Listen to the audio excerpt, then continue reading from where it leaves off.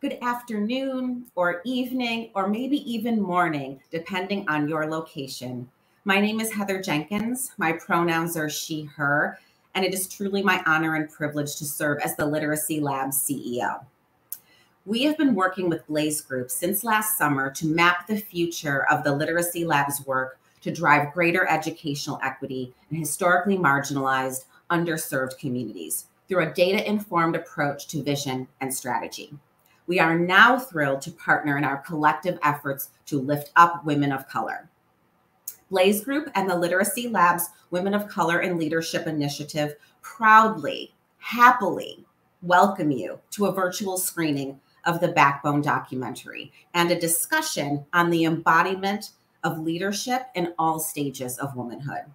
Historically, progress in gender and racial equity has been underpinned by storytelling, advocacy, mentorship, and community. This event will offer a safe space to catalyze such progress. We are excited, thrilled to have this time with all of you today. It is now my pleasure to turn things over to Hannah White. Thank you, Heather, and hello, everyone. Thank you all for joining us today from wherever you are from. It really means a lot to me. So I am Hannah, and I am a junior consultant with Blaze, where I have the privilege of working alongside Casey Richardson, Heather Jenkins, and the whole Literacy Lab family in order to continue to deepen that impactful and powerful work that the organization does day in and day out in our communities throughout regions in the U.S. But coming here now, wearing another hat, during undergrad, I was privileged to be able to work with two of my great friends, Kendrick Lindsay and Lyric Swinton, in order to create The Backbone, which is a film highlighting the contributions and impacts of Black women at the University of South Carolina, which is where I attended school for my bachelor's degree. Since then, I have now moved to London, and I am a student at the London School of Economics when I'm not working with Blaze in the Literacy Lab. And really, it has just been a privilege and an honor to really be able to just see how this film has been received, what emotions are drawn from it, from communities all over the world. So this film is really near and dear to my heart, as it really highlights the state that I grew up in, and highlights somewhat of those pressures that might be faced by Black women, but as well as those overcoming accomplishments that have led me to be where I am today, led me to find my voice, to be confident, and to exude those that came before me. And so this event means a lot to me. And before we watch the film, it is my great privilege and honor to recognize and introduce my great friend, Victory Asarm-Wednesday, who is from Nigeria, and she is a Chevening Scholar currently studying development management with a specialization in development or applied development economics at the London School of Economics. She is also an associate of the Chartered Institute of Bankers of Nigeria and has a 4-year treasury and fixed income experience overlooking the sub-Saharan African market. In addition, one of my favorite things about Victory is that she is a creative storyteller, author, and performance poet who wields words to address pressing societal issues. Her poetry pieces cover a broad range of themes, but with a special affinity for women, hope, and healing. She frequently documents and shares her creative journey through her social media platforms. And in fact, she is working on her second book, which is an anthology of poems and short stories touching on love, heartbreak, identity, and wading through the storms of life. This book will be on Amazon in July and is titled Conversations from Last Night, but you can keep tabs on Victory by following her on Instagram at victory_OSAS to know when everything's going to come out. But without further ado, it is my privilege to introduce Victory, who will be the last voice you will hear before we watch the film. Enjoy, guys.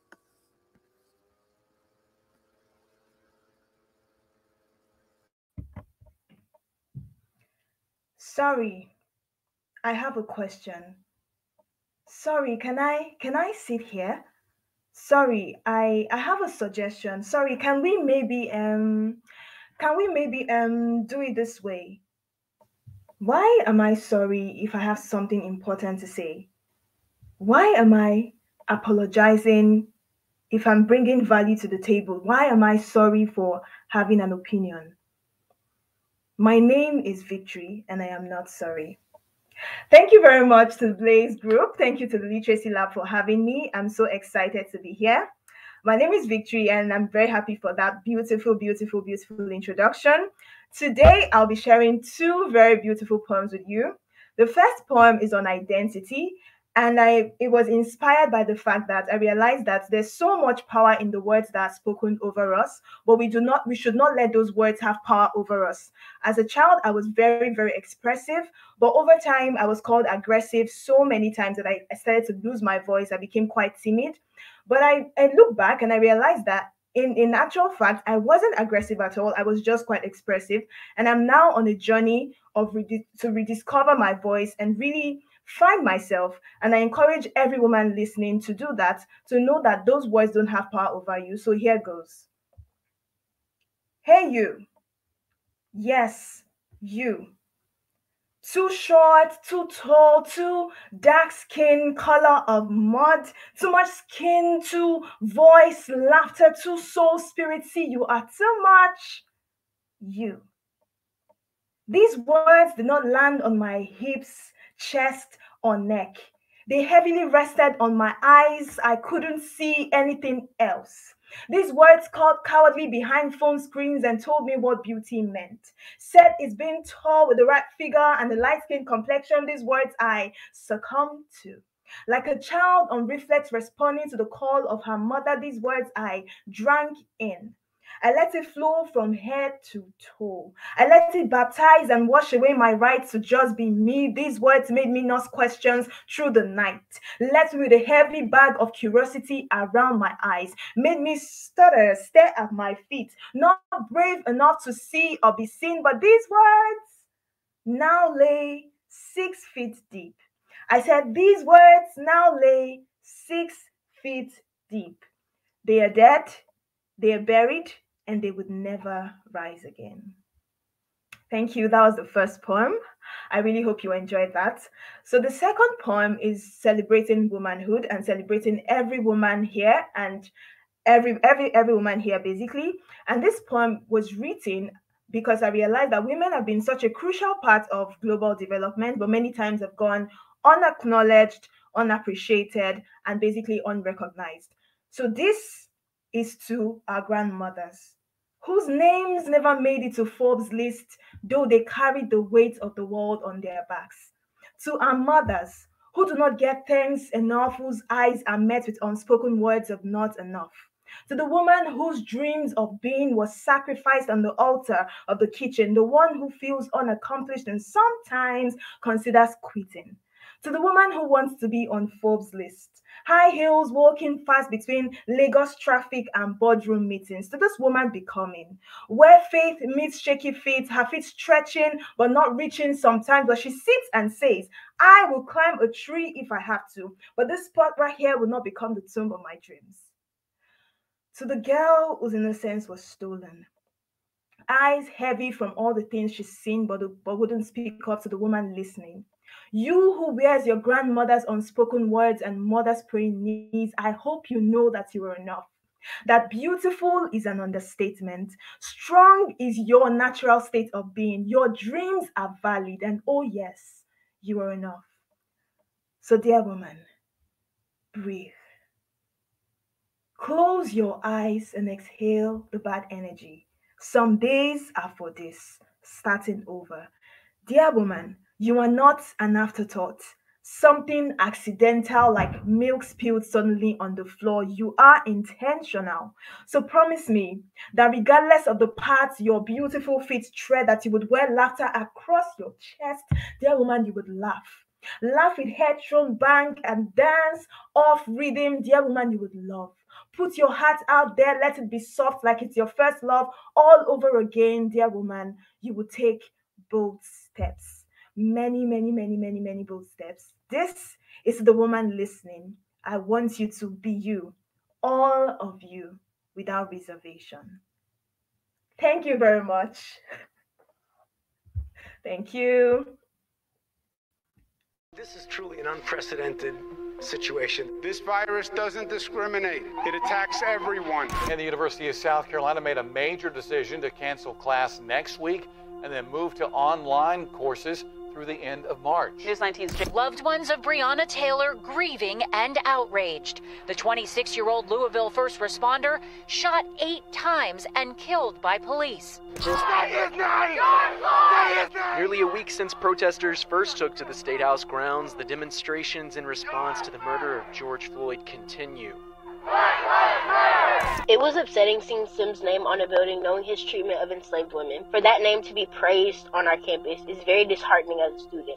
It is very disheartening as a Black woman, and it's very disheartening as all the intersections I hold as a Gamecock. Good morning, everyone. My name is Hannah, and I am going to be your host for the next 12 hours alongside a few other co-hosts in order to raise money for the One Creed, One Carolina campaign through the Give Black Podcast-a-thon. From that day, I've been on cloud 9 as far as just the inspiration that I felt from listening to everyone's story, but really the Black women.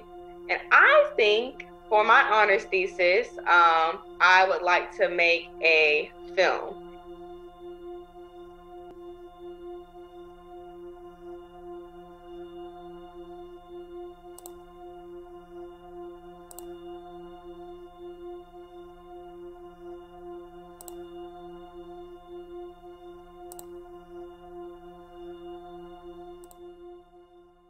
Black women have contributed to the progress of the university and continue to make an impact in diverse fields. While often forgotten and neglected from the many chapters of the university in South Carolina's history, Black women continue to break barriers and serve as the backbone for the University of South Carolina. Or rather, at least to like it there at the university. Anna, Amanda, and Sancho's wife were a few of the names of the enslaved women whose contributions were essential to the day-to-day upkeeping of the university, then known as South Carolina College. After the Civil War, the University of South Carolina became the first state-funded institution in the South to fully integrate during Reconstruction in 1873. Because of this, the university's student population became predominantly African American by 1876. Additionally, the South Carolina State Normal School began to use Rutledge Chapel to train African Americans to become teachers, one of which was celebrated Columbia educator Celia Dial Saxton.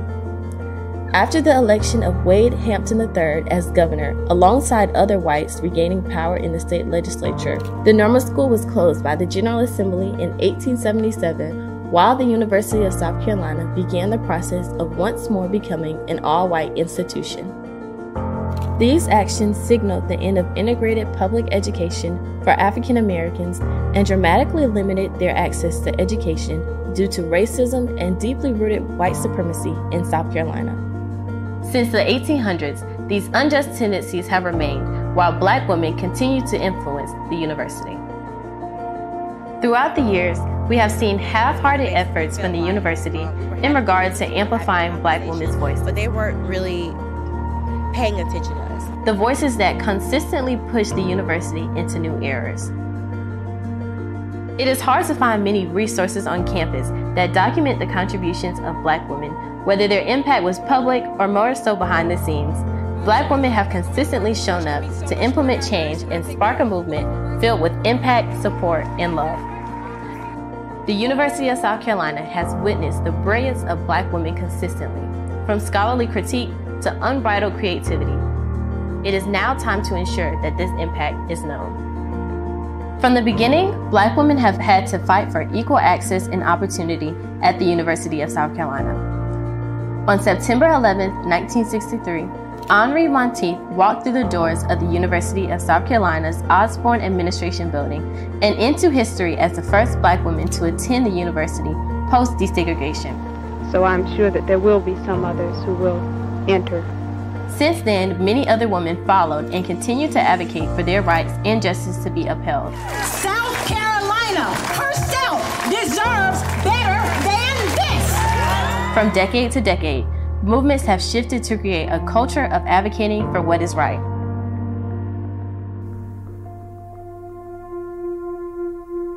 Henri Monteith Treadwell 1963, 1965. We filed a lawsuit to force the integration of the university because they declined my application for admission when it was sent in. And so there was no reason other than race, so it was necessary to take it to court. 1963 was a transformative year in the world of higher education in South Carolina. In January of 1963, Matthew J. Perry would be instrumental in defending Harvey Gantt in his quest to integrate Clemson University. The case resulted in a monumental victory that set a precedent for the University of South Carolina's desegregation in September of the same year. Rachel Rebecca Monteith and my aunt, Majeska Simpkins. You know, in a sense, it was the family movement to integrate that university. It began one Sunday afternoon when I was sitting with my aunt and my mother, and they said, why don't you send the application down there and see what they do? And so they tracked it along, and they were both very strong women, and I didn't really go beyond that circle. The barriers that I experienced was a clear delineation at that time as to what and where we could occupy space. There were just many times at UofSC where we as Black students knew that we had to speak out consistently. Other times when we were fighting for Dr. Cleveland Sellers, when there was an opening for the chairmanship of the Department of African American Studies, and it's a no-brainer. That should be Dr. Cleveland Sellers. With the means to touch the future by investing in the development of others. With his legacy and everything that he taught, he's now the president of Voorhees College. But there had been this moment after moment after moment. And I remember even when I was student body president, that there was a moment, and I think it ties full circle with what's happening now, is I was student body president during the time that the Strong Thurman Wellness Center was built, and when the Strong Thurman Wellness Center was the groundbreaking. And I'll never forget being asked to show up to the groundbreaking. And I struggled, like, do I go to this groundbreaking? They want to have a shovel for me. And I just could not, in any good faith, as student body president, stand at that ground and smile for the cameras with a symbolic shovel and smile as a building with someone as divisive and has such an openly racist track record and comments as Strom Thurmond name to be erected onto our campus. And so I did not attend and boycotted the event and did not attend the groundbreaking. And so those were a personal moment when I had struggled even as student body president. And what I had to always remind myself is that, yes, I represent the University of South Carolina as student body president. I represent all the students at the University of South Carolina. I'm also a Black woman, and in good faith, I can't sit here and personally smile for the cameras as this name is being erected on our campus, and it doesn't represent and or reflect everybody on our campus. As the years have passed, several Black women have continued Dr. Henri Monteith Treadwell's legacy of advocacy and trailblazing at the University of South Carolina, student body president staff, both as students and alumni.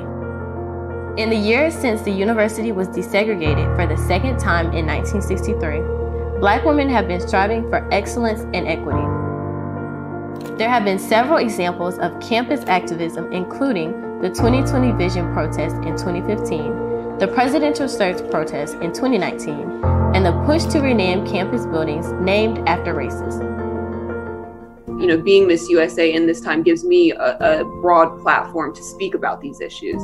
Because when I was in law school, you know, I was a member of the Black Law Students Association at my law school and on the regional and national levels. And so, of course, you know, we were talking to each other about these very issues. We were talking about Black Lives Matter. We were, you know, doing protests on campus. We were, you know, holding panels so that we could spread the word. The number one issue that happens on college campuses, and the reason that it's hard for activism to continue is like they can wait you out, right? Like you have 4 years for most people, maybe 6, but like the university can always wait for the next crop of students and just sort of hope that like whatever the story was that got us here goes away. Like unless we tell them and continue to tell them, right? Like get lost. And so the university like easily started trying to wait us out. We are concerned that this search has lacked fairness and transparency. We are concerned this search is being used to serve political interests instead of those of its students, faculty, staff, and alumni. We are concerned about a risk of losing accreditation and losing federal aid that allows many of us to attend this institution. I'll be completely frank and honest. I'm in a very weird place with the university right now. There's a lot of things I've seen, a lot of things I've read about that I'm not very happy about. Especially when you talk about treatment of women on campus, when you talk about treatment of racial issues. When you see, especially over the past year, when we've experienced so much tragedy, so much loss, and so much reckoning about like, hey, this way we've done things probably isn't the best way to do things. And it's okay to admit that, and it's okay to correct course. And things that were disappointing to me, honestly, were some of the ways the university didn't correct course. I know there was a huge effort to rename buildings on this campus, signed by prominent alumni, signed by student athletes, signed by current famous student athletes. Because we want to create a campus that's welcoming for everybody. And if we see that something is going on that's not in accordance with that, then we're going to speak up. And I think it's important as athletes to just speak up. And nothing was done. And when you ask me as a Black woman how that makes me feel, it makes me feel pretty terrible. It makes me feel that the university chose more convenience rather than actually doing the right thing. And it puts me in a weird place because obviously I love my university. I look back fondly and I want it to succeed. But you kind of have to question, like, at one point does the university itself want to succeed in these realms? And right now I'm just not sure. So it's a weird place to be in currently. You know, it takes political courage, and I suppose that many people did not, and to this day do not have the courage to do the right thing, despite what the blowback might be on them. Matthew Perry was the attorney for going forward with me, and there were others involved, Judge Finney, Harold Boulware, and members in my family, of course, my mother, Rebecca Monteith, and my aunt, Majeska Simpkins. They were all key to moving this along. I do believe with the new diversity, equity, and inclusion efforts and Julian Williams' role, that there are some efforts that they are pushing forth, but it doesn't take 10 years to make this happen. You can start this now. Several generations of campus leaders continue to pass the torch and keep the fight for equity alive. In passing that torch, Black women have lifted up others as they've climbed, through mentorship and guidance for past, current, and future students. Inspiring that next generation and just showing that like we can come together and we can get things done and we can organize and we can force people to listen to us and actually take into account the things that we want done. Like we have that power and we have to use it. And so, yeah, you know, everything may not get accomplished right then. It's, you know, like I said, it's not easy. It's not something easy, but hopefully like by seeing student leaders back then do this and organize and, you know, be on the Daily Game and be on WOTS or WIS and seeing like the news pick up this and understanding like, well, this is what's happening, getting that word out.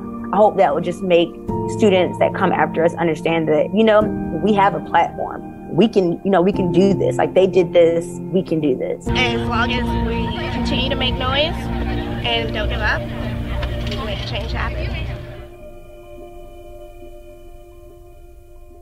Black women in the university's history have been influential, courageous, and in many instances, trailblazing. While maintaining their grades, they also managed to have fun and build community throughout their college experience through student leadership, organizations, and campus events. We felt that our spaces were just for us. Therefore, like I said, if we wanted to have something, anything, we did it and we organized it for us. We made the flyers, we made the posters, we put them up, and we weren't, we weren't limited in that regard because that event, of course, was made just for us. Black UofSC has been historically self-sufficient since its inception.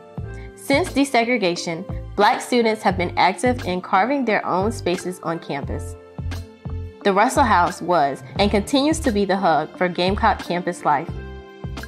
Organizations like D9 sororities and fraternities, the Association of African American Students, NAACP, Multicultural Assistance Peer Program, and more were responsible for hosting events and creating a culture of inclusion, excellence, and fun for Black students at the university.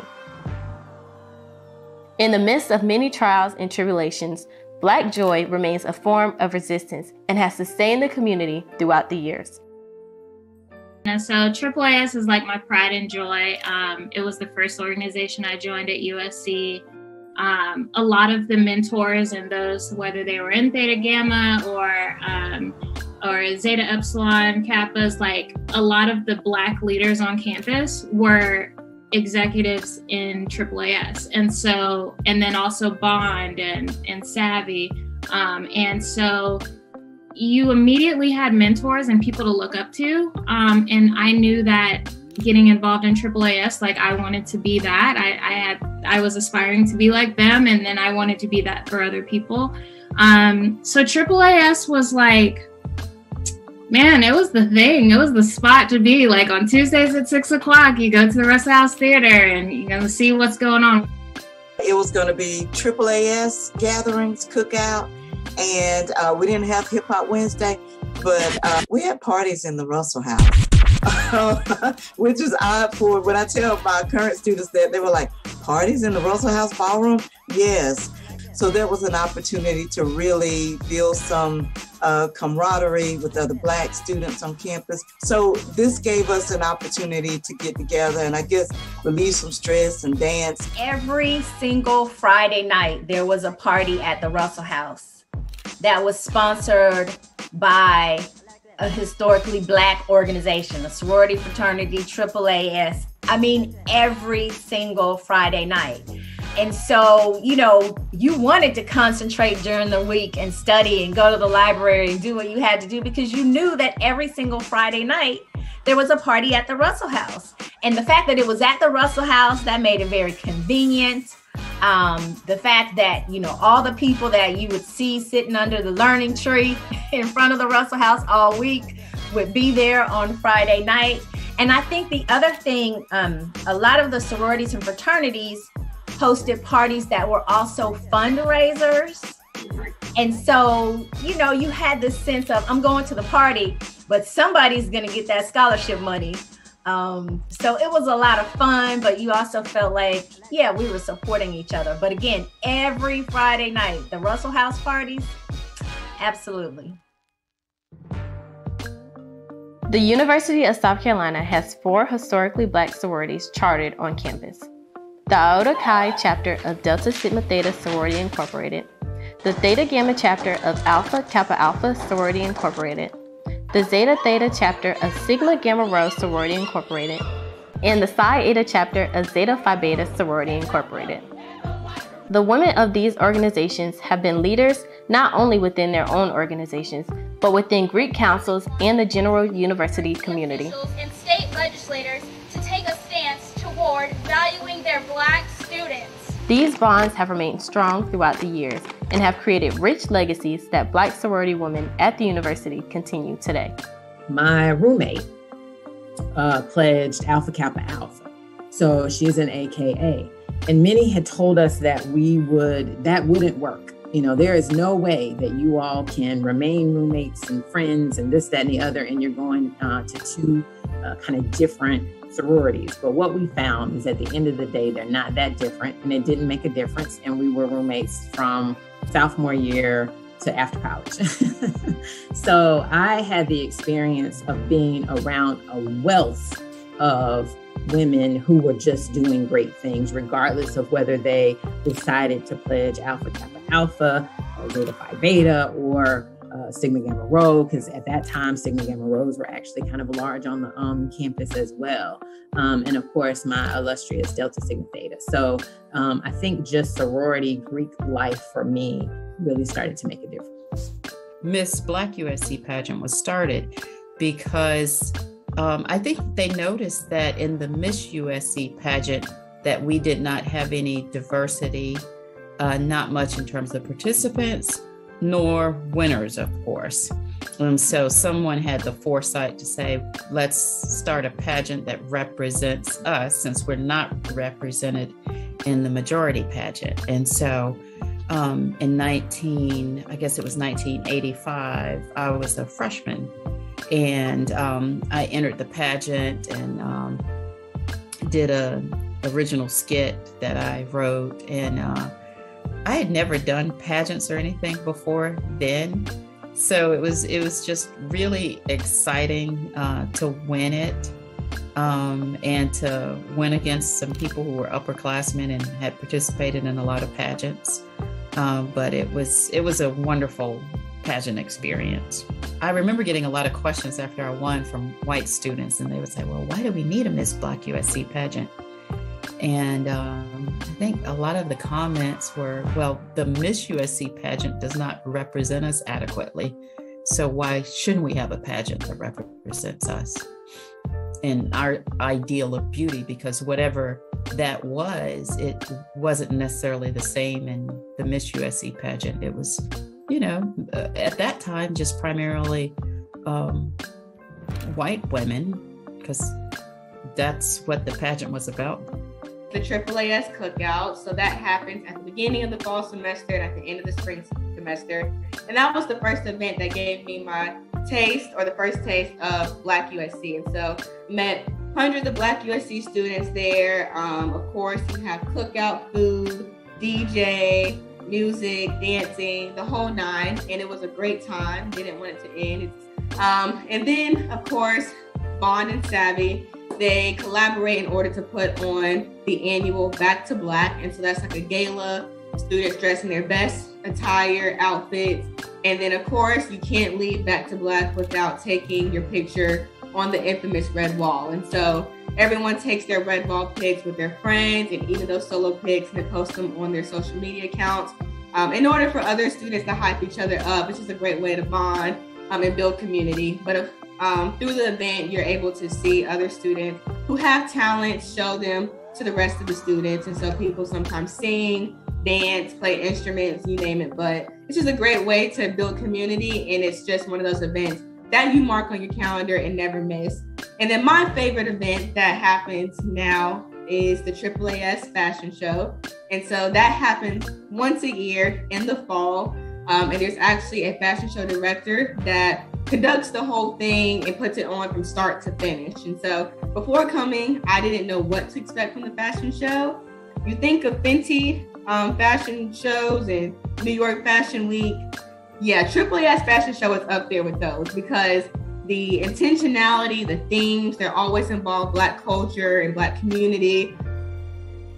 While navigating through academics, racial unrest, and typical growing pains, Black students relied heavily on their faith to find hope and peace in their day-to-day lives. Rutledge Chapel on campus provided an outlet for students to fellowship and find a spiritual anchor. We relied on our faith, and that's why on Sundays you would see us at Rutledge Chapel when there was a lot of other different religions represented on campus. We look forward to being together at Rutledge Chapel. For many of us that lived on campus, Rutledge Chapel was it.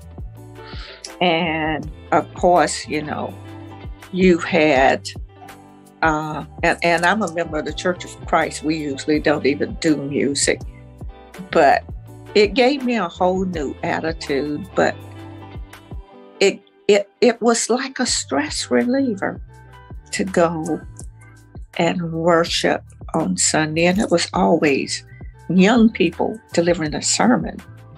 And so that kept you coming back because you could relate to that. But there were other activities we had at Rutledge Chapel. I remember going to a few Black plays at Rutledge Chapel. And of course, Carolina had their theater. Remember, they had the huge theater, Longstreet. But that was mostly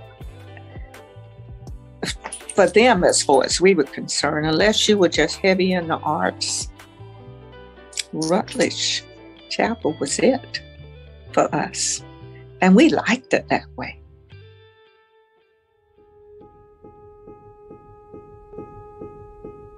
After the university was desegregated, there was a common craving amongst Black students for mentorship from faculty and staff that represents them. As the university became more and more diverse, Black students, and particularly Black women on campus, flocked to spaces where they felt seen and understood, whether it was the campus salon or their favorite professor's office hours. Two of those leaders were Dean Willie L. Hereford, the first Black administrator at the university, and Dr. Grace Jordan McFadden, the university's first Black female faculty member, both of whom headed what was then called the Afro-American Studies Program. To Black people in this nation, the Confederacy, the Confederate flag, is a symbol of racism and oppression. Black students had two people on campus that they went to chat if they had a problem or an issue, or people who would advocate them. Then it was the Director of Multicultural Affairs, Dr. Ralph Johnson, and the other was Dean Hereford, who was the new Director of African American Studies.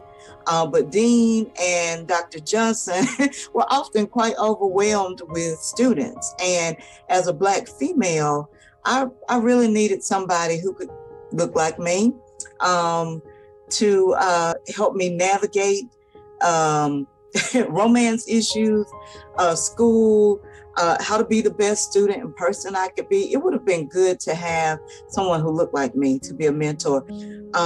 Wanda in Carolina Styles ended up being someone that, you go get your hair done and you kind of debrief and let everything out. And she says, she tells you she's real matter of fact too. So she would, even back then, talk to you about making good decisions and doing the right thing. Being a stylist, you do more than being a stylist, You basically, like I say, you've been a mom away from home and, a counselor.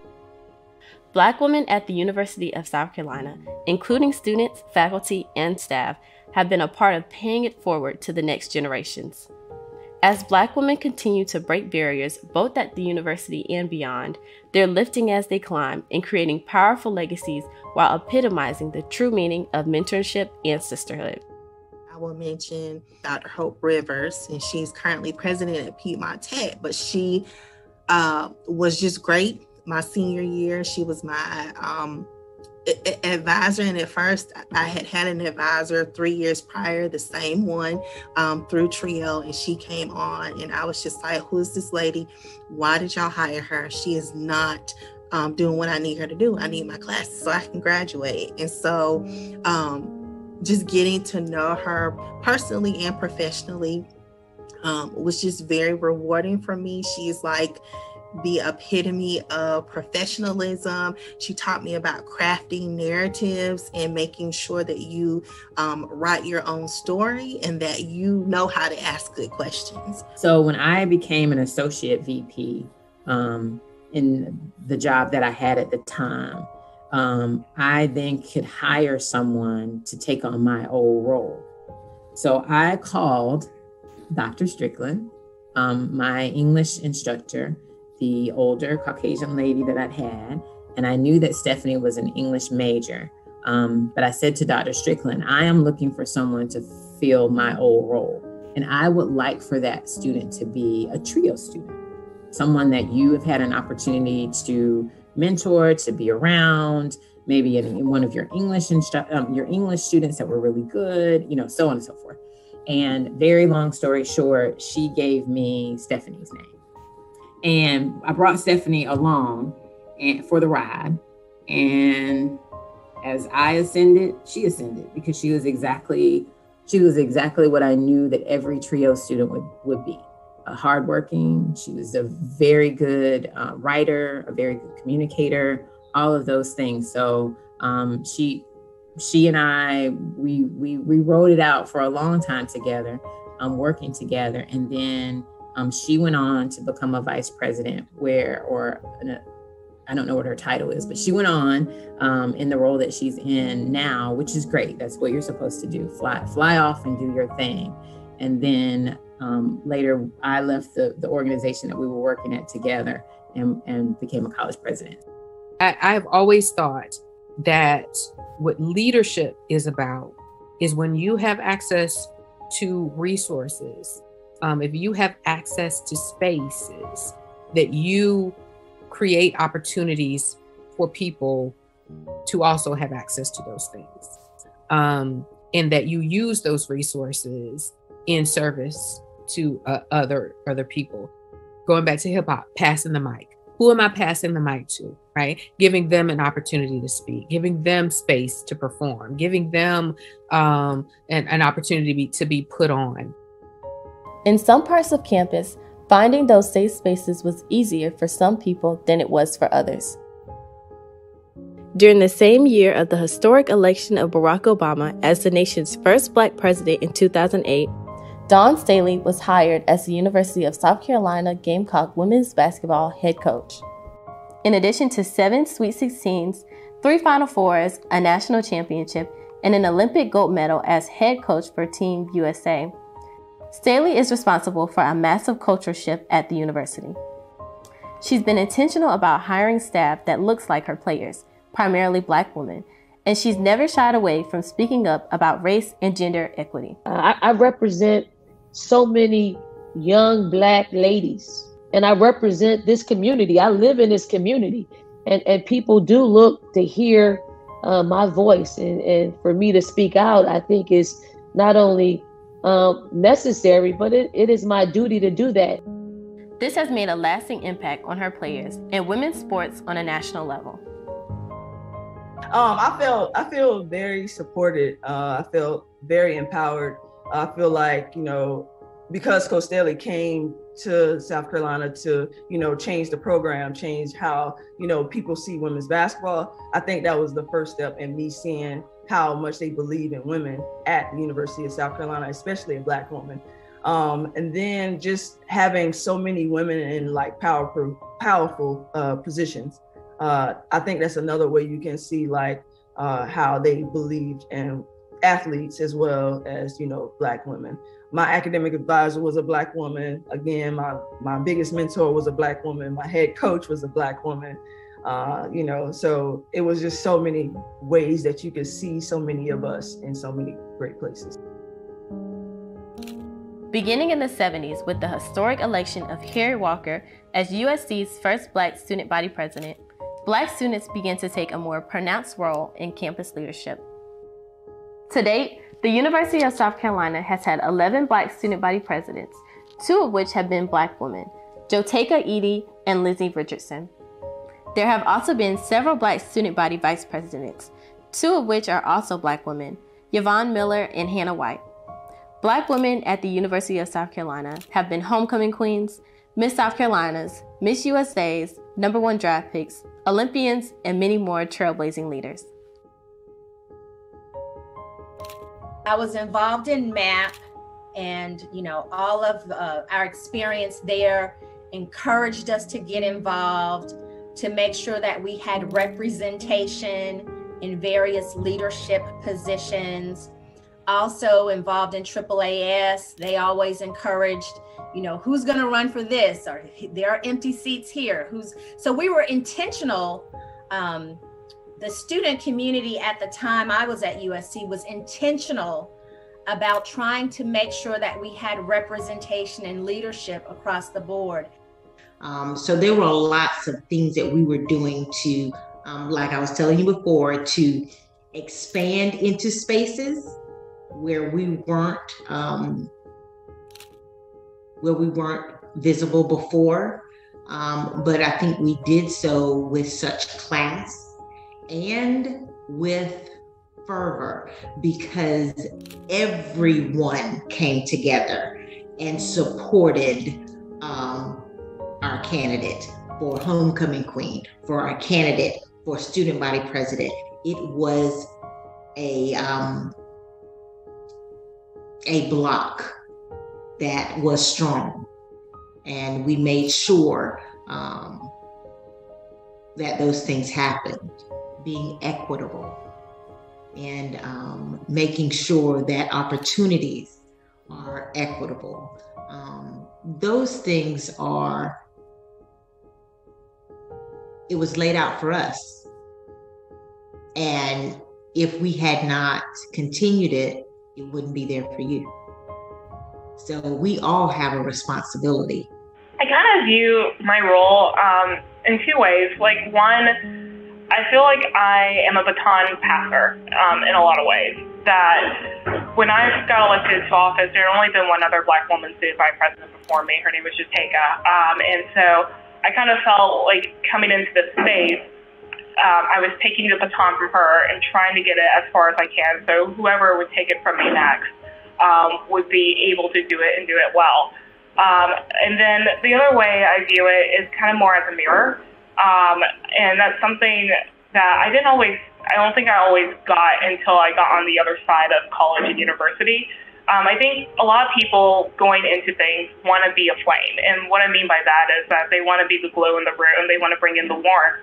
And that's a great thing to be some of the times, because dark rooms particularly need that. But it can be very exhausting. And then two, it can be very draining on yourself.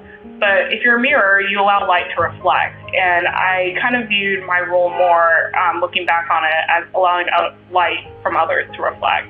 Like, there were a lot of ideas that I was able to push forward that were other people's. And I loved that. I loved being able to let people who were smarter than me, more talented than me, shine. And I think a mirror is something I still continue to try to be today. Even in the midst of great triumphs and progress since 1963, Black women face many challenges as they navigate traditionally white spaces. Racism, sexism, imposter syndrome, and many other societal barriers often threaten the paths to success for Black women at UofSC. Nevertheless, they continue to persevere and overcome the obstacles that stand in their way. I felt that I could absolutely go to USC. I had a 5.1 GPA on a 4.0 scale. I was a valedictorian. I had accumulated over $1 million in scholarships, but USC didn't really recruit me. So outside of the Business at More program, where I was targeted for being a minority scholar in South Carolina, I would receive this mail of people recruiting me, and I used to have hamsters, laundry basket hamsters full of mail from schools, and USC I was not on some list, right? And so I'll be very frank in that, like, I knew if I wanted to apply to get there, but I was disappointed, that it wasn't like, hey, pick us. So it felt accessible, but I did not feel desired, if that makes sense, right? I just knew that I, on paper, should have had the qualifications, but I did feel excluded from that recruitment process. I had no one in my home who had been to college, who could talk about that experience, who could talk to me about looking at my skills and interests to help determine what my major would be. I just thought you're just gonna be good at anything you try to do, because I was good at most things in high school. And college was an eye-opener for me. My students have the Opportunity Scholars Program, and they have staff that are dedicated to helping them navigate and pointing them in the right direction. I didn't have a program to help me do that, which would have been a lot easier. So it was just kind of figuring out things on my own, which can really hit your self-esteem really hard, and wonder if you're really cut out for any of this at all. I think statistically, I probably was not a student who was going to be going to college or even completing college with a degree, much less completing a master's. One of the programs that has been life-changing for many Black students at UofSC is the TRIO Opportunity Scholars Program. The TRIO Opportunity Scholars Program was established at the University of South Carolina to support first-generation college students from the state of South Carolina. Being involved in the program has inspired several former TRIO students to pay it forward in their lives post-graduation and continue the culture of family and community uplift.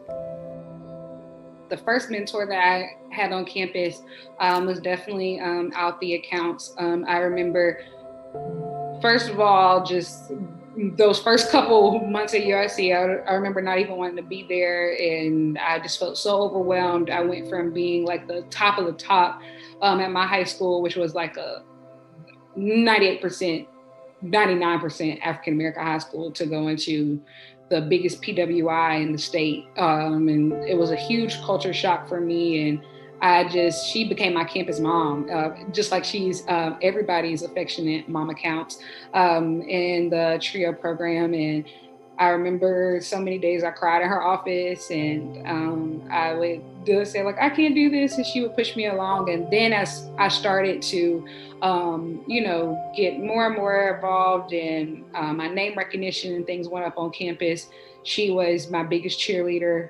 Whenever I would make big decisions or go out for something big or be announced for something big, I would always tell her first and do her the courtesy and drop by her office in Booker T. Washington, just because being a part of TRIO is about being a part of something bigger than yourself. It's about becoming a part of a family.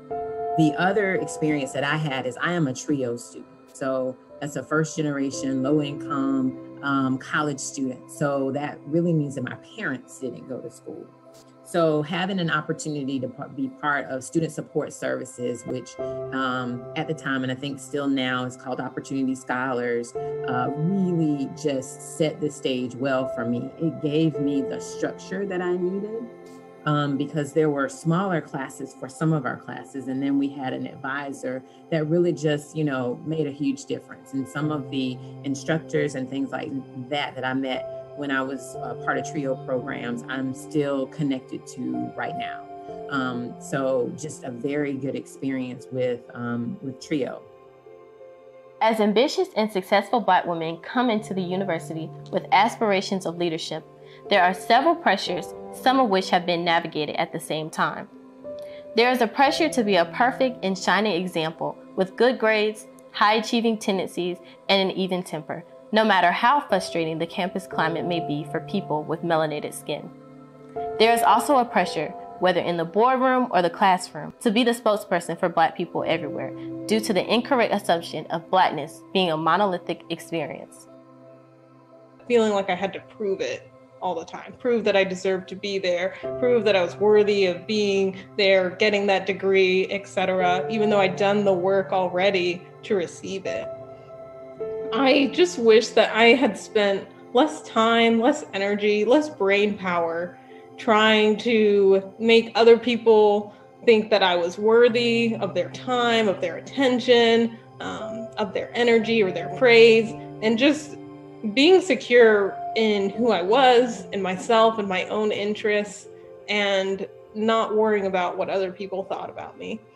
While I didn't question my applicability for any position based on my paper track record, certain environments did lend itself to imposter syndrome, right? I remember being a freshman and walking in some office on the Horseshoe with my grandmother. She worked for the university at the time. And I remember walking in one of the offices and her saying, yes, this is my granddaughter. She's been accepted to the Honors College. I believe she's going to run for student government. I think at the time I still wanted to take over the world, like at the university as well. And she's going to go for everything. And I'll never forget the look that he gave as he sized me up, literally sized me up, looked at me from head to toe, and just paused, right? And that did something to me.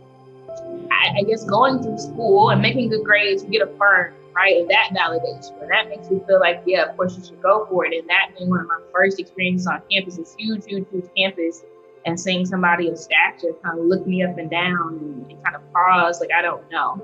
Even thinking about the most basic experiences of little girls and little boys where you know, boys fall down and, oh, that's a boo-boo, you good, you good, you strap, you tough, you get up, you know.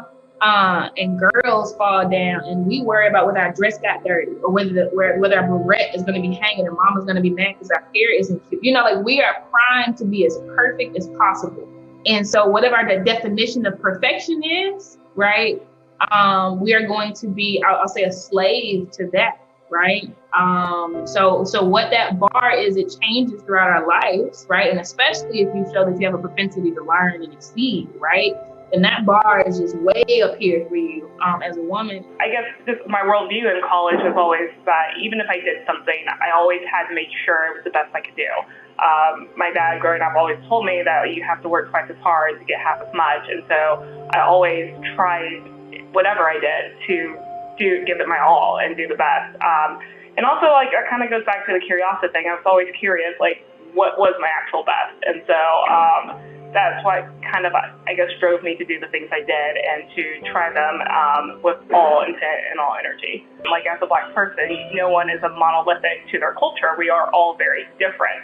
And so those were like the moments where I usually felt the most uncomfortable because there are certain experiences I couldn't really speak to, and I didn't think that was fair to those groups when I was asked to be the one representative or when I was compared to be the one representative, because my experience is vastly different than a lot of students at the university. And that was like one thing like that always kind of bothered me, was sometimes I felt that certain like administrators or certain people felt that I was like the model and that I shouldn't have been. Like, there are so many different types of people, different types of struggles, different things that make someone's experience maybe seem less than or greater, and that's not always fair. Oftentimes, I was the only person of color. When I graduated from the Honors College, it was about 250 of us, and there were 7 minority students. And for me, I felt a pressure to be the representative for minorities, meaning that I felt I could not only just speak for myself and my own personal preferences, but remember that as a minority, I need to share how other minorities may feel about this topic. And it was a weight. It was a weight that I felt. I always felt that I needed to be very prepared for class, be on time for class, be able to back up any of my reasoning, and really just be almost like a star student, because I felt a pressure that I feel students who are not minorities did not feel, because they have support and or they may have more people that look like them, the majority. I did feel as a minority and as a Black woman that opportunities for leadership were more difficult for me to obtain. I had to be more thoughtful, be more intentional, and really find things on my own. You know, no one was suggesting like, hey, you know, you should run for Senate chairman.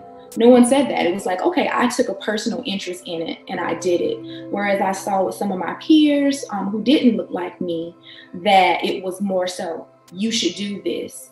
This is something that would be worthwhile for you. So I kind of had to find my path on my own, which for me, I'm a self-starter. I always have been. It wasn't something that deterred me, but I could easily see how it could deter other students who are minorities or who look like myself. Historically, the struggles faced by Black students related to a lack of representation are faced by Black faculty and staff as well. There wasn't a Chief Diversity Officer implemented until 2013 and no Black provost until 2020.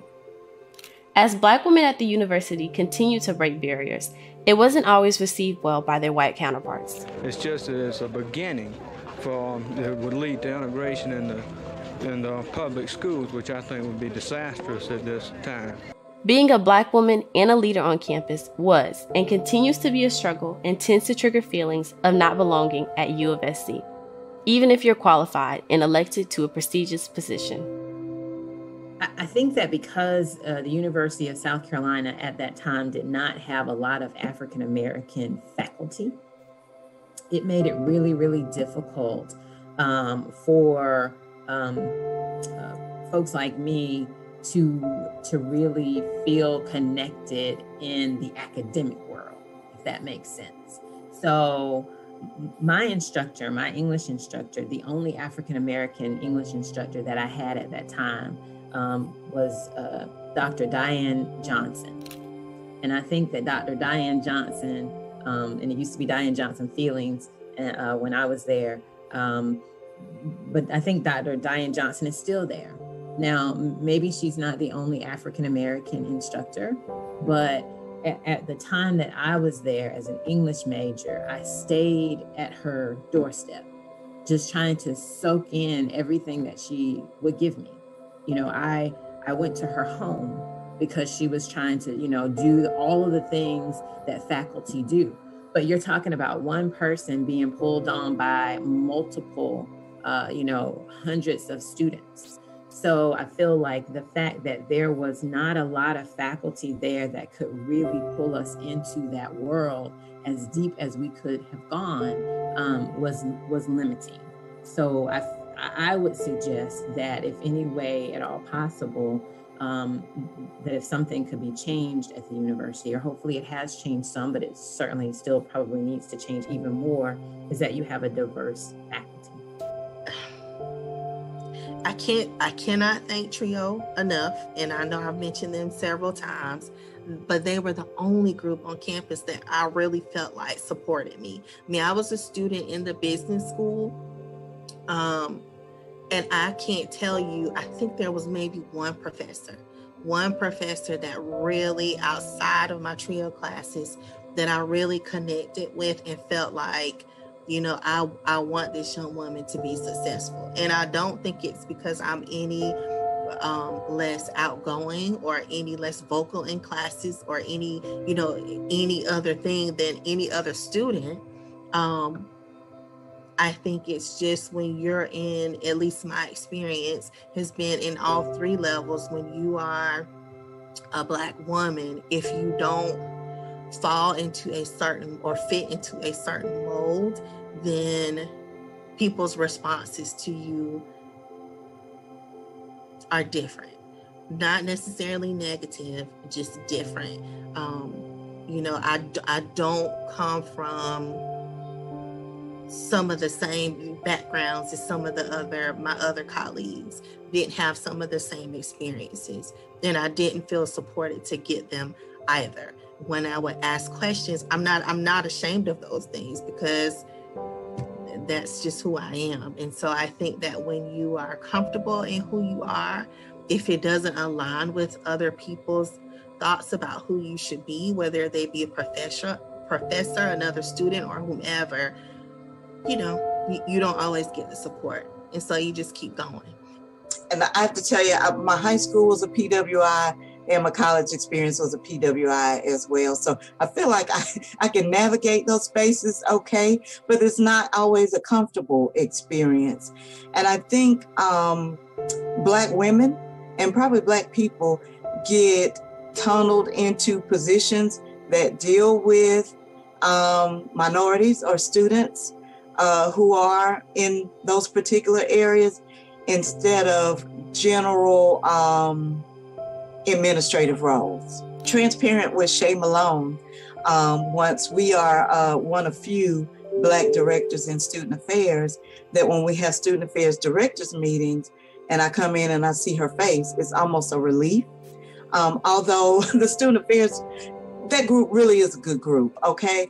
But you want to be in spaces where you see other people who look like you, because, you know, there may be some common experiences. So yeah, that can be a concern. When I was crowned at Carolina, oh my God, that was quite an experience. I was represented by the Association, I was nominated by the Association of Afro-American Students and my dorm, McClintock dorm, which was a predominantly white resident done. A few days before the game, that was my first opportunity to meet the other girls. Of course, they were all white, and I was basically ignored. It was as if I wasn't even there. And we were out, I think, by the stadium making those pictures. And so that hurt. Because there was absolutely no one out there I could talk to or ask the question. They were giving us instructions as to what was going to happen on homecoming night. But, the other girls were in conversations and, about what their dad was going to wear. My father was killed in a car accident when I was 9. And so I asked a guy I dated back home, would he escort me? And he came up to escort me. So on homecoming night, I had no idea that I would win. And that's the truth. I really did not think that I had a chance, even though I should have. Because here it is, we're the last 6 standing. I think it was 6 of us. And even that night, none of the other candidates even acknowledged my presence. And then they got to, I think, second runner-up. And I was still there. First runner-up, I was still there. And then I was crowned queen. And people always ask me, did you hear anybody booing in the crowd? Actually, the band was playing so loud, it was very, very difficult to hear anything else. And they gave me the crown, but one thing they didn't give me is the scepter.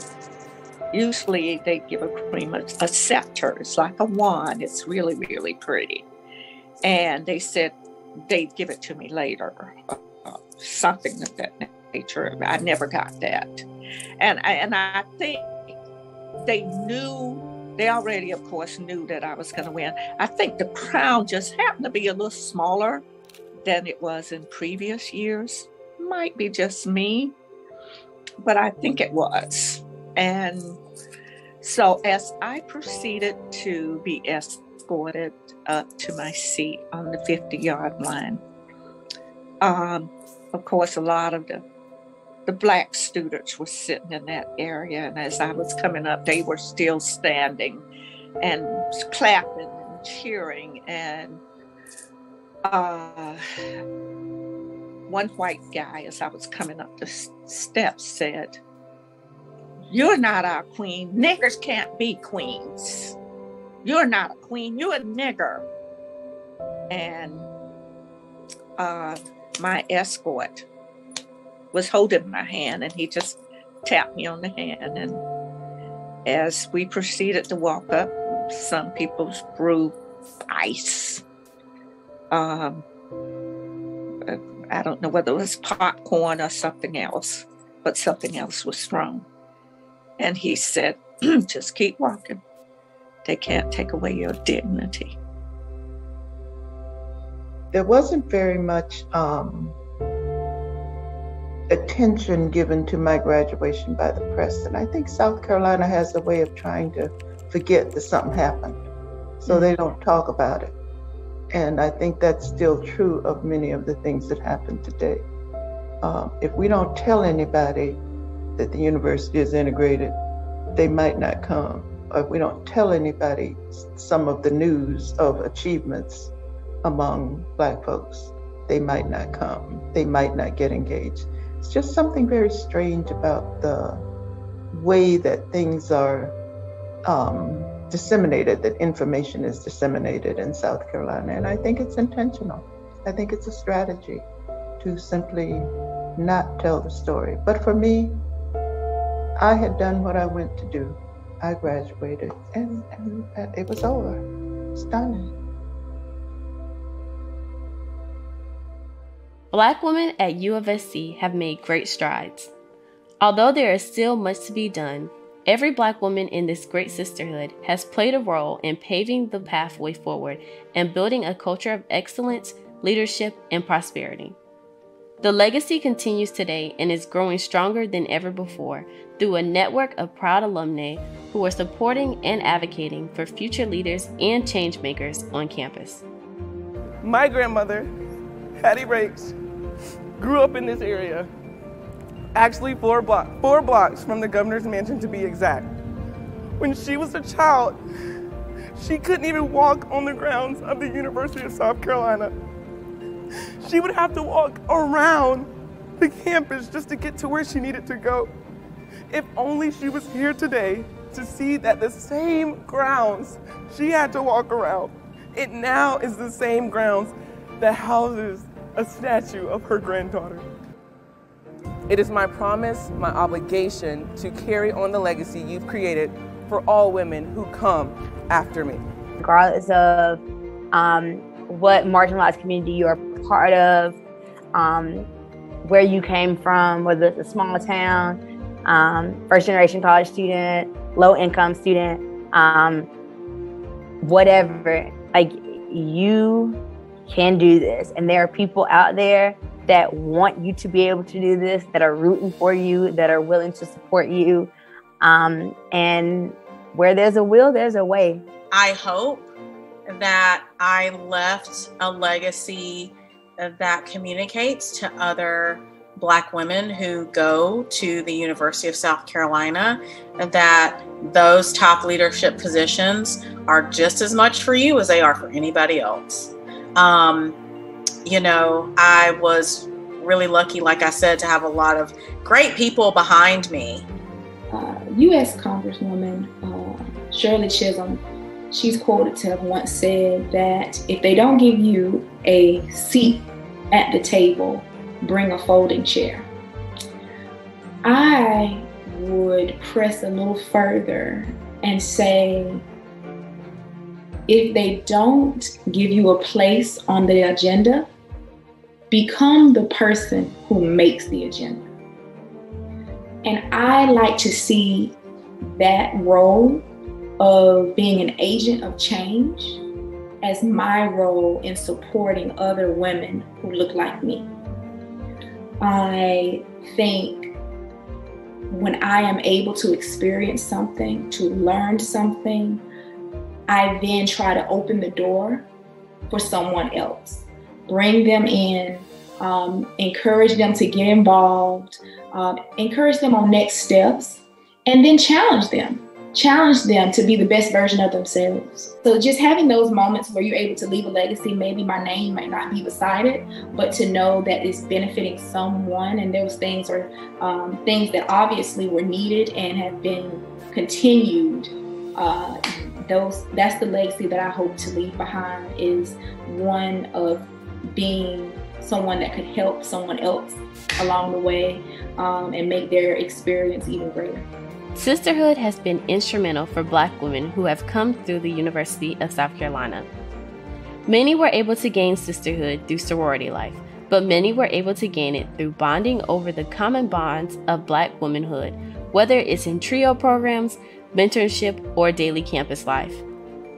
As we look towards the future, it's important to also look back to understand the shoulders we stand on and the sacrifices they have made for our dreams to be fulfilled. These women are proof that no matter your race, your gender, or whether or not your parents went to college, anyone can lead and do extraordinary things if she puts her mind to it. But in terms of a seat at the table at one of our predominantly white institutions, I'm the first African American to do that. So I'm really, really proud, because I feel like that means that other young ladies like you and many, many, many others, I don't know what your field of interests are, but you will know that that seat at the table belongs to you if you are willing to do the work that is required to have a seat. You know, that ceiling has been broken. So it's like, come on in. It's, you know, now it's open. So I'm really proud of that. I'm hoping that I left a strong legacy as it relates to trio programs and representing what a first generation college student can do and become. So I'm hoping that when you think of a TRIO student, you think of students like me, students like Stephanie, those type of legacies. I hope that students see that and realize that you can be anything that you want to be. The legacy I would have hoped I left is that extraordinary things and extraordinary people don't really exist. It's really ordinary people doing ordinary things exceedingly well to make them extraordinary. And I hope the legacy I left is that leadership and that opportunities and experiences aren't just reserved for an elite few of people, that it could be anyone. The legacy that I hope to have left is one that made sure that any and everyone that was connected to me and beyond never forgets about those that have come before us, before me, in order to pave the way for me and other Black women to be here. So specifically talking about the Black women that have attended the university, and since day one had to pave the way in order for others to come in after them. And so no, it wasn't easy. We always had to fight, always had to advocate, but the resiliency that was shown through every single one that's coming before me, and the gratitude that they have in order to still continue to pass on that legacy and instill those values into women that are coming after them. It's something that I've never seen before at any other entity or institution I've ever been a part of. And so that really spoke out to me.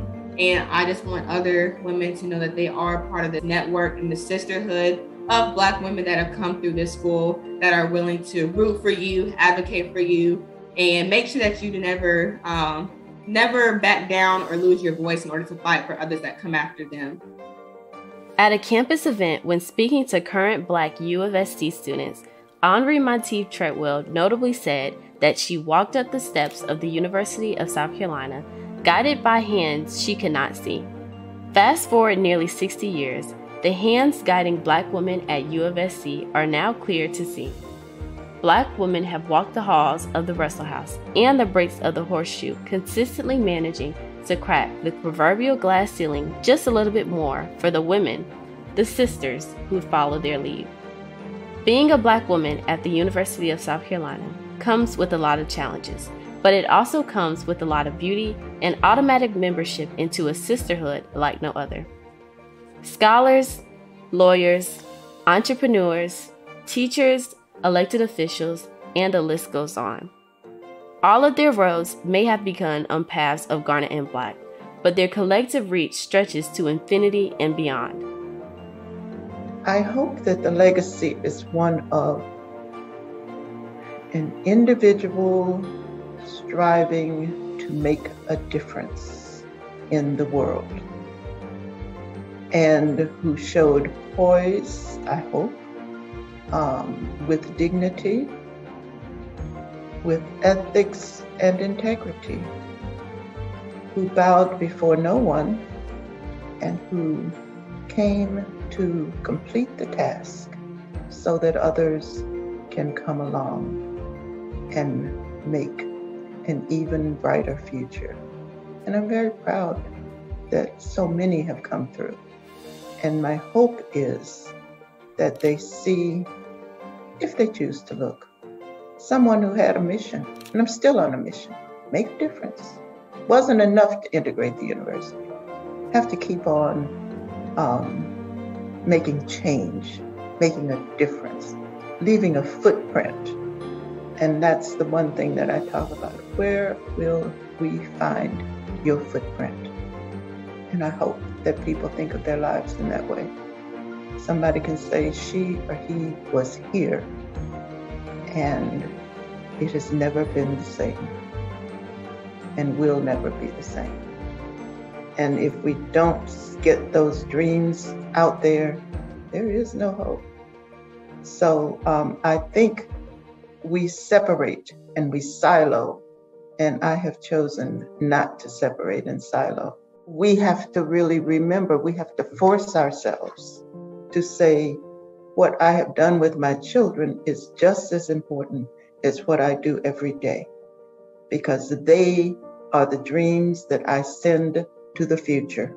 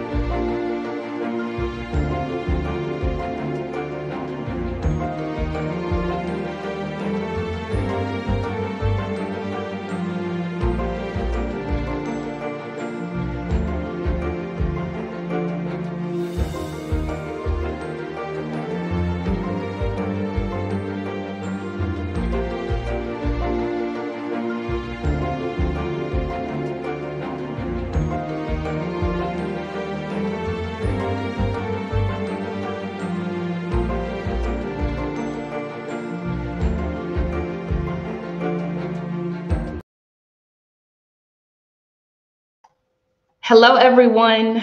I am Casey Ariel, the founder of Blaze Group LLC.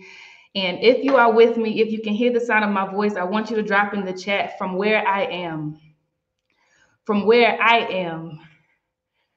From where I am. I am looking in the chat to see who can drop. I see you, Shanine. From where I am, I see you, Erica. I see you, June. I see you, Heather. I see you, Alexis. I see you, Valerie. I see you, Katia. I see you, Alexis. I see you, Monique. From where I am, I see you, Tiara. I see you, Ebony. I see you, Hannah. I see you, Lauren. I see you, Yvonne. From where I am, I see you, Leonard. I see you, Edwina. From where I am. This was all about women leading from where they stood. I talked in this documentary about being a freshman, first day on campus, and I was silenced because a man of stature looked me up and down. And I didn't run for office. I didn't operate as the leader that I truly was on the inside, but Hannah White did. Oh, but Hannah White did. And 10 years later, I met Hannah White and mentored her as a senior, her senior year at the University of South Carolina. And by the end of that same year, she had a brick laid for me and 18 other women at the University of South Carolina that will forever and ever and ever and ever be there. And that's not even the end of the story. Gail Diggs, who was the first Black homecoming queen who did not receive a scepter because of what Hannah White did, as she led from where she was, over 40 years later, she received her scepter. She received her scepter during this school year that just finished at the University of South Carolina and was cheered by a crowd of 77,000 people during the halftime show. Because of what Hannah White did, her documentary, which was a thesis for her senior year, has been played on campuses around the entire globe. She has raised the application rate for Black women at the University of South Carolina. This film has gone on to be featured in international film festivals in London and Berlin. Because of what Hannah White did, she actually won an award for this thesis during her senior year called the William A. Mould Senior Thesis Award, which was the thesis most likely to impact students' field of study because of what Hannah White did. And so I pay homage to her. I pay homage to everybody sharing this space with us right now. And I want you to open your mouths, okay? I want you to drop real questions that you want to be asked. Use this Q&A box to ask real questions of the great Hannah White. I want you to ask real questions of Heather Jenkins, the CEO of the Literacy Lab. I want you to hit that hand button at the bottom of the screen if you are ready and willing to come on the stage to ask your question. Okay, Yvonne, I see you. I'm going to bring you up. But it's family time real quick. We're going to get about 20 minutes in of opening our mouths because we have to lead from where we are. As you are queuing up your questions, and right before Yvonne comes on to ask her first question, I have a quick question for you, Hannah. What was it like taking on this enormous task of making sure that Black women are forever written into the history of the University of South Carolina? What was this like, especially with you being a woman of color in leadership? Yeah, so it put that way, I genuinely was thinking more so from a personal stance. So didn't mention it in the film, but background to how I even came to the idea of we can make a documentary. I was a student leader on campus, and not only in my sorority and just being a member that would go to like AAAS meetings, but also in predominantly white spaces. So I was a university ambassador. I gave tours, and I was in student government.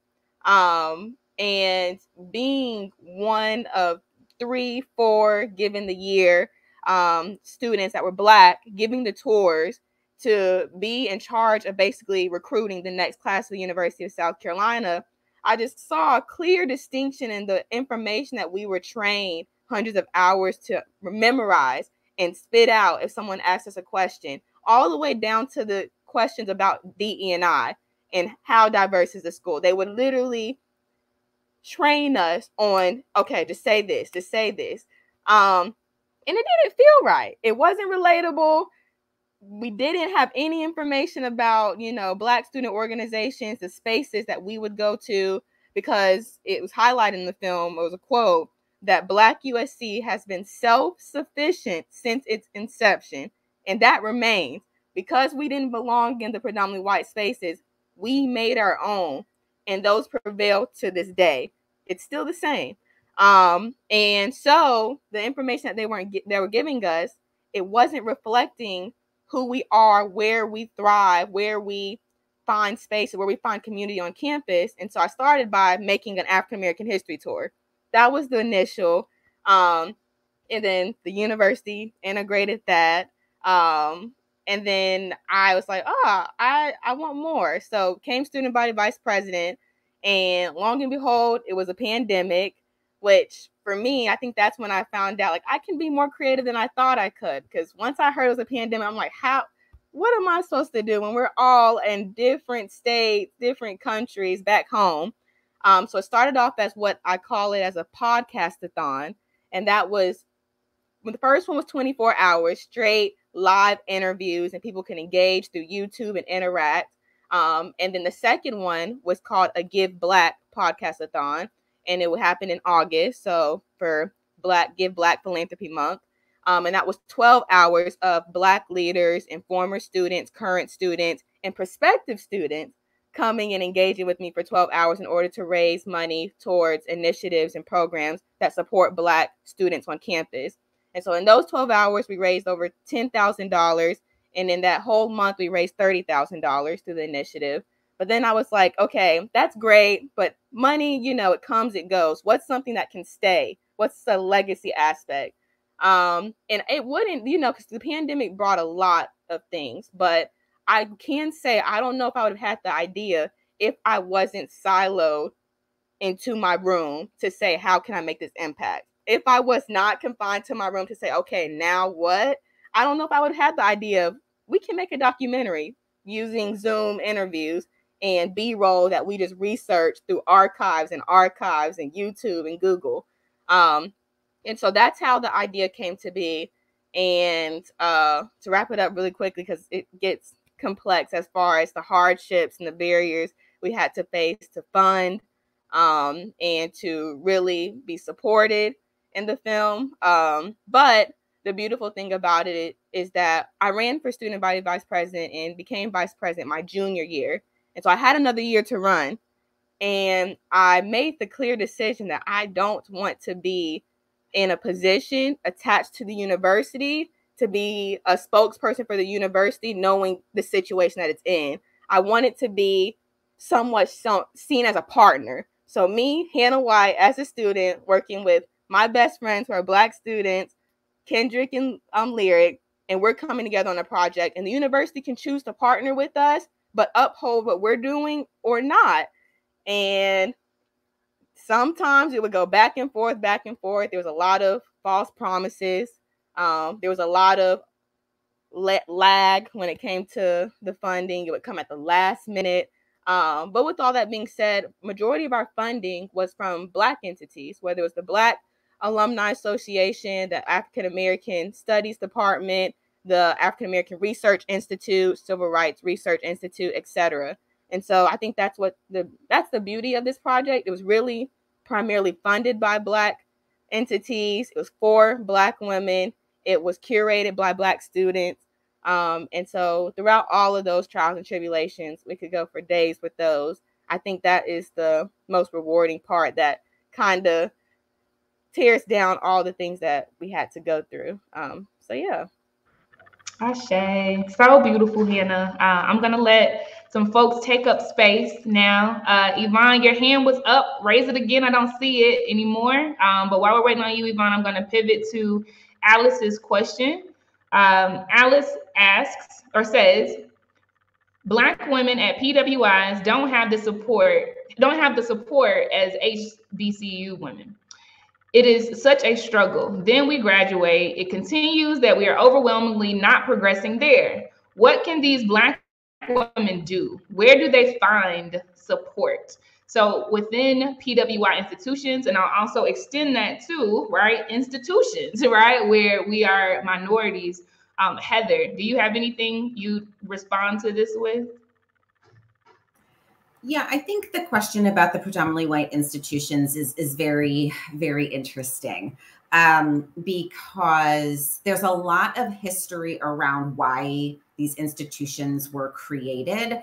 And I've seen that really get in the way of some meaningful efforts to try to create change. Like, these institutions were designed to be exclusive. They were designed to keep certain people out. And so to try then to generate equity and inclusivity and belonging inside of that, there has to be a real transformation where those institutions have to say, we see this history. We see how this has been made. We are going to go through a process of unlearning and repairing. And honestly, I don't see a lot of institutions willing to do that for a variety of reasons. Some just like the fortitude of the people who are in leadership to take that on, to do that.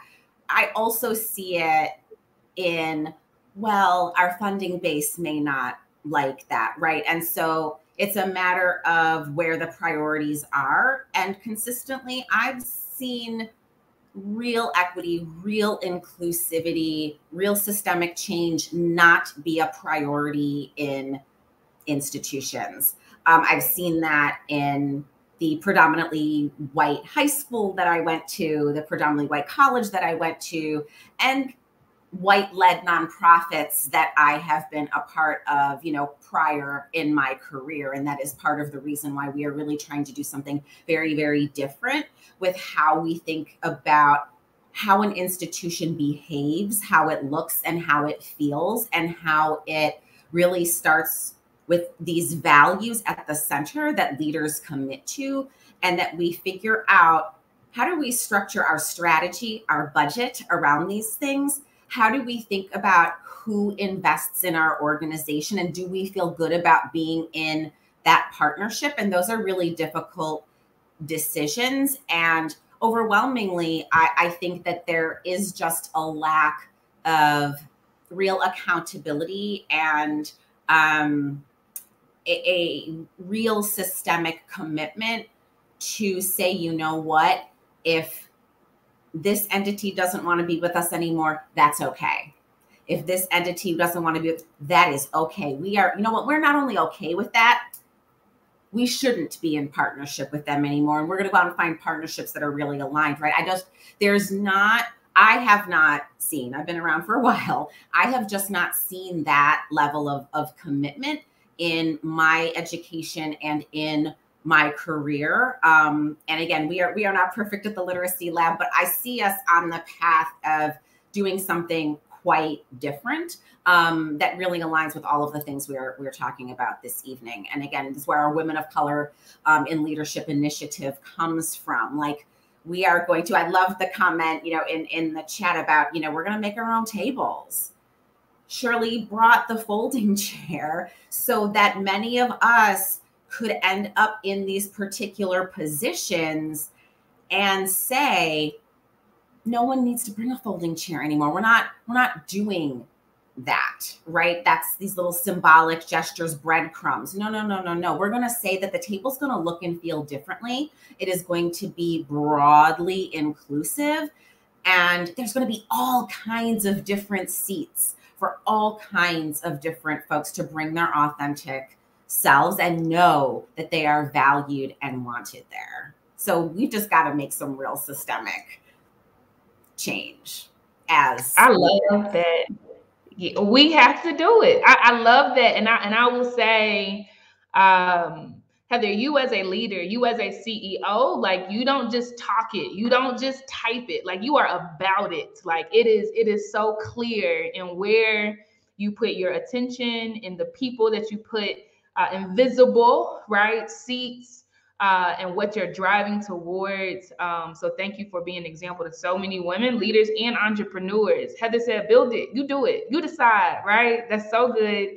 Yvonne, I'm coming over to you. I'm handing you the mic, bringing you on the stage. Please ask your question directly. Oh, you were so close, Yvonne, and then you're gone. Okay, you're back. Let me do it again.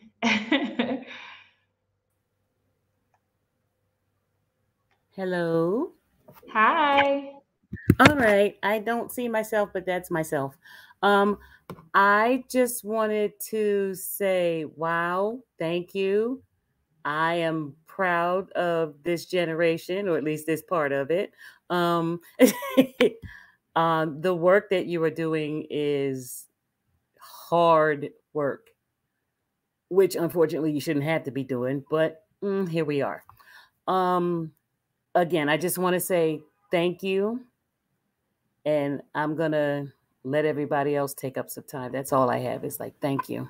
I just wanted you to know that I appreciate what you are doing. Thank you so much. Thank you. Thank you, Yvonne. All right, beautiful, beautiful, beautiful. Any other questions or raised hands? Again, in order to raise your hand, just hit the hand button at the bottom of the screen. I will be able to see it and we'll bring you right up. If you would like to type in your question, much like Alice did, just hit the Q&A section, okay, and just type it in. Erica, I see your hand. I'm going to bring you up. Anyone else? Free game, take up space. You all already said from where I am, so lead from where you are. Erica, I'm handing you the mic.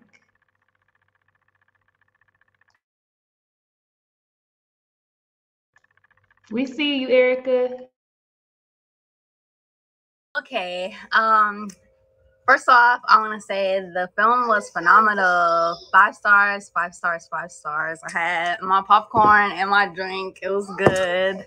But my question for Hannah is, how do you find the courage to continue to lead even when you don't feel like you're in a position to lead? Because as somebody who dropped out of film school, not having that like piece of paper to validate you, to say you are a director, you are a filmmaker, somebody that's aspiring to be a filmmaker and a director, what's your advice for that? Because I'm feeling imposter syndrome heavy here. No, thank you for your kind words. And funny enough, Erica, and I know I've told Casey this, I know that I created a film. It's hard for me to envision like, wow, I guess I directed a film. I created a film, because when I tell you I don't have a paper, I have never taken one class when it comes to videography, digital editing. So to that point, I say, one, rely on your community, because they too, especially if they're grounded in the same background sentiments. Like I had 2 of my friends that were also Black, have also been ignored, overseen, overlooked when it comes to these opportunities. Now the person who actually, did the digital editing and videography formatting, he works with USA basketball, WNBA, and NBA. And that was after he was appointed by Don Staley to be over the women's basketball team at the University of South Carolina.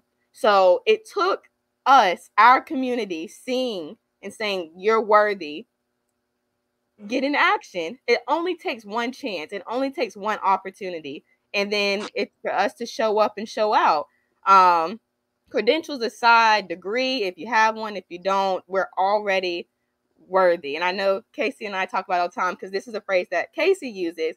It's not on us, it's in us. It's already in us. You being a film director, you doing that film, it's already naturally within you. It's just up to you to use your community. It's not going to be easy, because again, I know I didn't go through deep and through it, but I got a lot of no's when it came to funding, a lot of yeses, and then I would double back and they say, well, so it was a lot of ins and outs. The bricks that Casey talked about, they were supposed to have gotten those May of last year, so a year ago, and they just got them this past March. And I wasn't even able to be there because of the falling in funding. So I was supposed to be there to be able to, be there at that moment while they receive their bricks that will be there for the rest of the institution's perpetuity. But I was in London. I had to miss it. And so small things will get in the way. Small barriers will get in the way. But just know that it's in you. You're worthy. There's always resources, always community to support you. You don't have to know everything. You don't have to know how to add this format to this section, to this a B-roll, you probably know all the terms more than me. You don't, and that's okay. You don't have to know everything to chase after your dreams and to do it well. And even in the film, like, I know I'm so excited and happy that you all enjoyed it, but let's be honest, you can see it was on Zoom. There's some people were all over the world. So, for example, Lindsay Richardson, she's in New York. So you can sometimes hear the hustle and bustle of the streets of New York in the background. And for the B-roll, it took us months and months to just try to find the B-roll that also has been suppressed. So that's a whole nother thing to get into of the reason why I made this film, because a lot of this information, when I would come into these roles, when I would come into these organizations, I was never told about who looked like me that was here before. It's as if it was strategically intentional to make me feel as if I was by myself and I am the first and I am the only.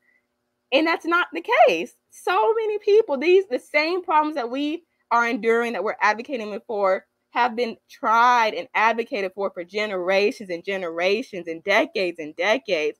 And the fact that the woman who desegregated the university is still alive, she's not like a second grandmother to me. It's the things that they don't want us to know. And so, yeah, let your passion drive your talent that's already within you. And yeah, just be confident, because they don't want you to. I know this is another quote before I stop.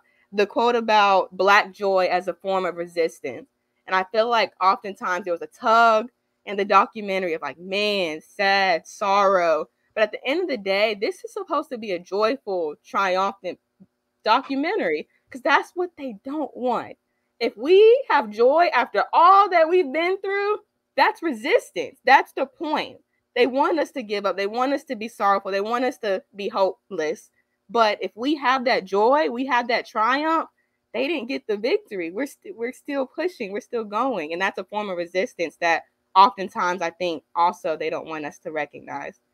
But that's it. That's right. Thank you. Of course. And I love your popcorn. That made me so happy that you have the popcorn. Casey, I would just love to add, Erica, and anyone else who is saying, like, I know I can do certain things. The world is telling me that I can't. Our Women of Color in Leadership initiative at the Literacy Lab is saying, oh, yes, you absolutely can. So stay tuned for what we're trying to build so that we can kind of bring you into this network and really support you in getting you to where you want and deserve to be. So keep an eye on what comes next with us. Thank you, Heather. Thank you so much, Erica. We appreciate you for taking up space. Thank you, Hannah. All right, ladies. So we are at the end of this. If there's one more question you want to squeeze in, put it in there right now. I see it. Okay. This is the last one officially. This one is from Chanel. I'm going to show it on stage. And she says, attending an HBCU has always been a dream of mine. I have lost the motivation due to being a 5 times college dropout, but I have and will always value education. After watching this film, I am definitely inspired again and would like advice on pursuing. Which one of you, Heather or Hannah, either of you can jump in and answer this question.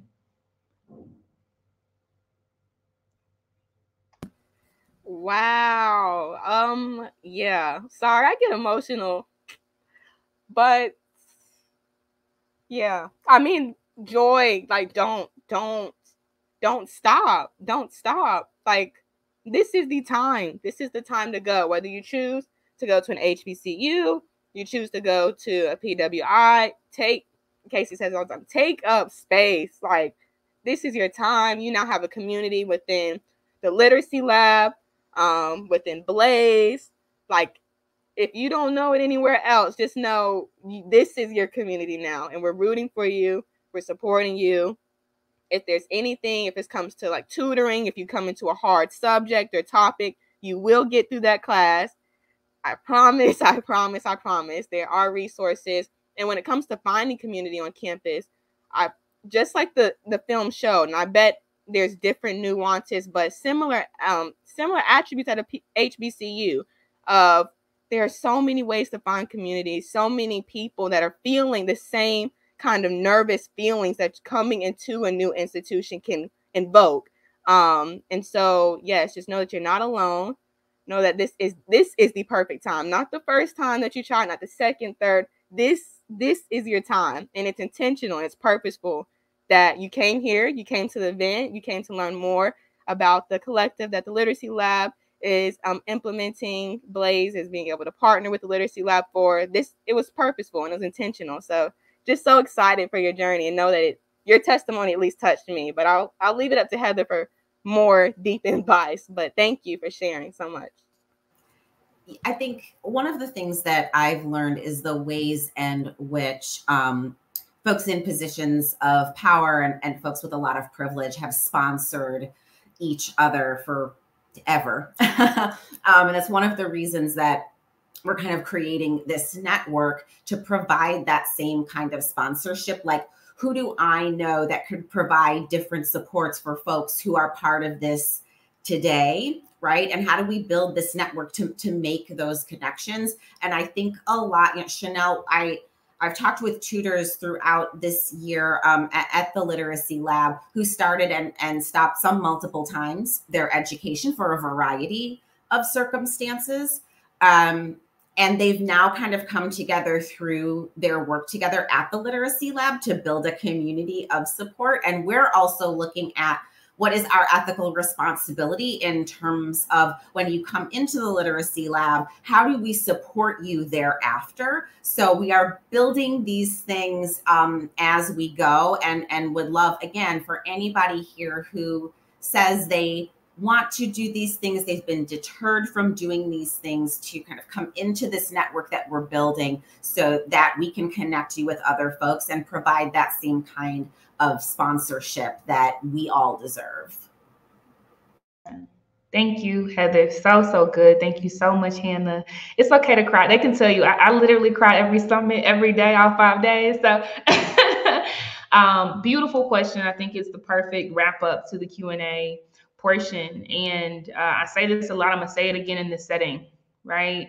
Yes, we have a community of 7,000 Black women entrepreneurs inside of Blaze, but it is important that we live in the land of plenty. Blaze can't be the only one you know about. If we can drive down the street and see a Wells Fargo bank and a Bank of America bank and a Chase bank and a JP Morgan, and I could go on, and we never think anything about it, why would we only have one Black entity? We must live in the land of plenty. We must live in the land of plenty. It is our birthright. And so definitely cleave to the Literacy Lab's Women of Color Initiative. Cleave to it, Women of Color in Leadership Initiative, right? Because it's not just about entrepreneurship. Yeah, like you need to show up in schools and boss up. You need to show up in organizations and boss up. You need to show up in community activism and boss up, right? So I want to say, as we wrap this piece of it, your wisdom, your gems, Heather and Hannah, have been just through the roof. Thank you so much for pouring the way that you have today. Everyone in the audience, you all are dope. Thank you for the amazing questions. And with that, I will slide on out. Hannah and I will slide on out, and we will allow Heather to close us out. Thank you so much. Thank you. It is truly such a privilege to be part of this. The words are in the chat: inspirational, motivational, so many words that really capture what we were all able to experience tonight. And so I want to start closing by first thanking the amazing and fabulous Hannah White for documenting and sharing the powerful, emotional, and inspirational experiences of Black women at the University of South Carolina. This film just really captures the experiences of Black women across the country, past, present. I think about going back to my former high school 20 years later, and it was the same thing. Nothing had changed, right? It is everywhere, day in and day out. And it really exemplifies that any one of us can absolutely lead from where we are. So thank you, Blaze. Thank you for everything, Blaze. Thank you for partnering with us to put this event together. And thank all of you for joining us this evening for this incredible film and this incredible conversation. Please stay tuned. Like I have been saying, this is a preview of a larger initiative. We really want to be able to connect women of color in leadership and build just a really, really strong community that is about care, that is about uplift, and that is about true systemic change. So please stay tuned and join us on this journey that we are going to be on together. And so I look forward to connecting with all of you again soon. And on behalf of Blaze and the Literacy Lab, thank you all so much for being with us this evening. And please take good care of yourselves.